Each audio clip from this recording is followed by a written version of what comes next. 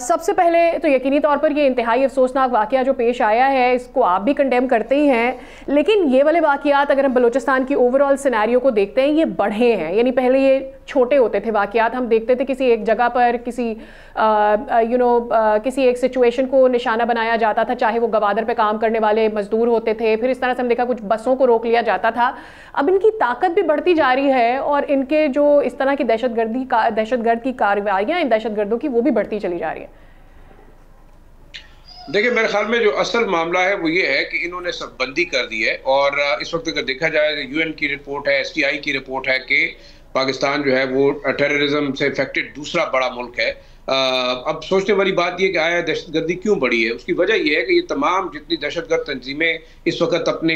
Safe heavens میں افغانستان کے اندر موجود ہیں ان کے خلاف ایکشن نہیں ہو رہا. اور اگر ہم ریئلسٹکلی بات کریں تو اس وقت کابل حکومت کی یا تو ول نہیں ہے کہ ان کے خلاف ایکشن لے، یا ان کی کیپیسٹی نہیں ہے، یا تیسرا آپشن یہ ہے کہ وہ ان کے ساتھ ملی ہوئی ہے. اور میرے خیال میں تیسرے آپشن پہ بھی ہم اس کو جو ہے وہ رد نہیں کر سکتے. اس کی وجہ یہ ہے کہ حال ہی میں شمالی وزیرستان کے بارڈر کے اوپر جو دہشت گرد مارے گئے تھے اس میں 17-18 ایسے دہشت گرد تھے جو کہ باقاعدہ افغان طالبان کے ممبرز تھے، اور ان کی لاشیں جب واپس گئی ہیں بغداد اور لوگر اور دوسرے خوست صوبے میں تو وہاں باقاعدہ کوہرام مچا ہے، لوگوں نے آوازیں اٹھائی ہیں. اب دیکھیں یہ جو ابھی جعفر ایکسپریس کا واقعہ ہے اس کے ڈائریکٹ لنکس اس وقت جو آپریٹرز ہیں وہ نمروز صوبہ ہے افغانستان کا جس کے اندر ان کی جا کے لنکس موجود ہے، اور وہاں سے باقاعدہ ان کو جو ہے وہ سپروائز کیا جا رہا ہے. تو اب دیکھیں جیسے کہ یو این نے کہا کہ اس وقت T T P, T I P ساتھ جو ہے وہ آئی ایس کے اور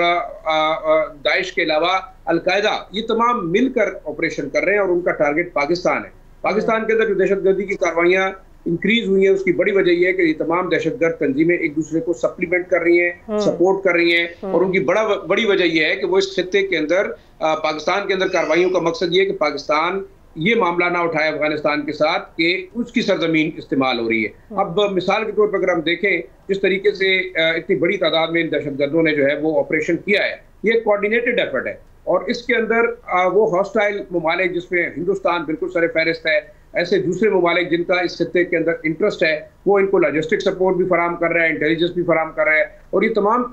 طریقہ کار کو اگر دیکھا جائے تو اگر افغانستان کے اندر بیٹھ کے یہ کارروائی مانیٹر ہو رہی ہے اور آرگنائز ہو رہی ہے، اس کا مطلب ہے کہ افغان حکومت اس کے بارے میں اس کو علم ہے. اگر نہیں ہے تو انہیں پاکستان کے ساتھ انٹیلیجنس شیئرنگ کرنی چاہیے تاکہ ان کے خلاف باقاعدہ کارروائی کی جا سکے. اب ایسا لگتا ہے ظاہر صاحب کہ جیسے افغانستان کو اس سے کوئی فائدہ حاصل ہو رہا ہے، and I can be wrong, this could be my opinion as well, لیکن لگ ایسا ہی رہا ہے because they are not doing anything اس کو روکنے کے لیے. پہلی چیز تو یہ، دوسرا وہ اس کو رسپونڈ بھی نہیں کرتے. پاکستان تو مسلسل آواز اٹھا رہا ہے.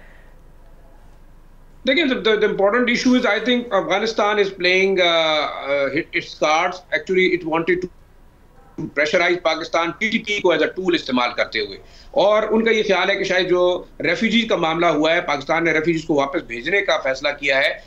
وہ یہ سمجھتے ہیں کہ یہ پاکستان کی طرف سے ایک ٹیکٹک ہے جو ان کے خلاف استعمال ہو رہی ہے. لیکن اگر ریئلسٹکلی دیکھا جائے تو تورخم بارڈر کیوں بند کیا گیا ہے اور چمن بارڈر کیوں بند کیا گیا ہے؟ آپ دیکھیں غلام خان کا بارڈر کھلا ہے، خرلاچی کا بارڈر کھلا ہے، باقی جو سے چھوٹے موٹے کراسنگ پوائنٹس ہیں وہاں سے موومنٹ ہو رہی ہے، ٹریڈ ہو رہا ہے. لیکن یہ دو بڑے بارڈر بند کرنے کا مقصد یہی ہے کہ ایک تو اتنی بڑی تعداد میں جو غیر قانونی افغان مہاجرین کو واپس بھیجا جاتا ہے، تو میرے خیال میں افغان حکومت کی نہ اتنی کیپیسٹی ہے نہ ان کے پاس اتنی فیسلٹی ہے کہ وہ ان کو جو ہے وہ وہاں پہ دوبارہ ری سیٹل کر سکیں یا ان کو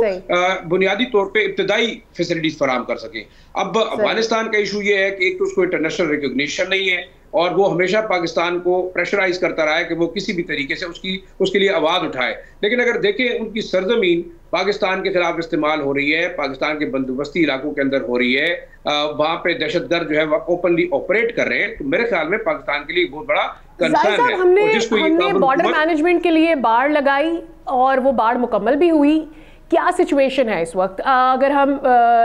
اپنا اوور آل ڈیورن لائن کی بات کریں؟ کین وی ریئلی اسٹاپ کہ وہاں سے لوگ یہاں پر نہ آ سکیں؟ Is it practical? देखिए मेरे ख्याल में practically we have more than like 1400 check post along the border, और उसके साथ साथ अगर देखा जाए फेंसिंग जिन जगहों पे हुई है वो उन जगहों पे जहां से मूवमेंट हो सकती है, लेकिन आप इतने बड़े बॉर्डर के ऊपर 24 घंटे पेट्रोलिंग नहीं कर सकते, क्योंकि देखिए अगर आप मैक्सिको और अमेरिका के बॉर्डर को देखें तो वो नहीं कंट्रोल कर सके, इस तरह अगर आप बाकी जगहों को देखें तो मेरे ख्याल में इतने बड़े बॉर्डर को फिजिकली मैन करना, जो कि बड़ा रग टेरेन के ऊपर है, मुश्किल है। दूसरा,